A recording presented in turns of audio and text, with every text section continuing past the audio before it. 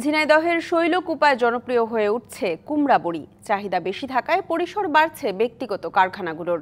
এগুলোতে কাজ করে বাড়তি আয় করছেন স্থানীয় নারীরা। তবে পরিচ্ছন্নতার বিষয়ে বাড়তি সতর্ক থাকার পরামর্শ কৃষি বিভাগের। সারি সারি সাজানো পাত্র ভর্তি ডাল। নারীরা সেই ডাল আর কুমড়াকুচি ভালোভাবে মিশিয়ে বড়ি বানিয়ে রোদে শুকাতে দিচ্ছেন। এমন চিত্র ঝিনাইদহের শৈলকুপা উপজেলার গাড়াগঞ্জ গ্রামে।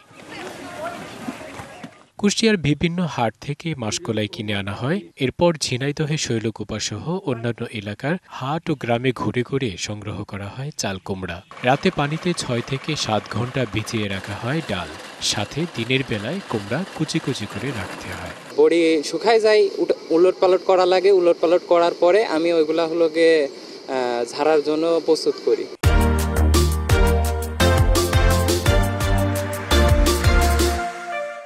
এরপর মশারি আকৃতির জালের উপর বসিয়ে দেওয়া হয় তৈরি করা বড়ি। 3 দিন রোদ পেলে পুরোপুরি শুকিয়ে যায় সেগুলো।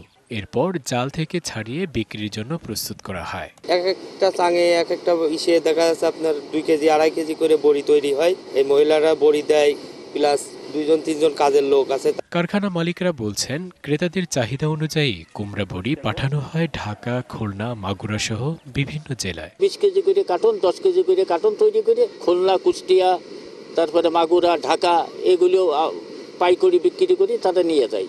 বড়ি তৈরির কাজ করা নারীরা জানান, এতে ভালো পারিশ্রমিক পাচ্ছেন তারা।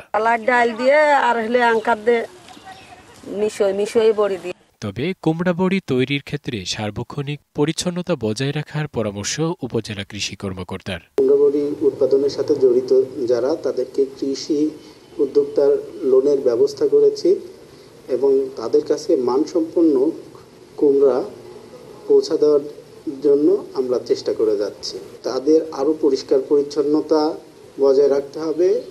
কুমড়া ও মাসকলাই দিয়ে তৈরি এই বড়ির প্রতি কেজি উৎপাদন খরচ 250 থেকে 300 টাকা, আর বিক্রি 350 থেকে 400 টাকা। DBC news desk.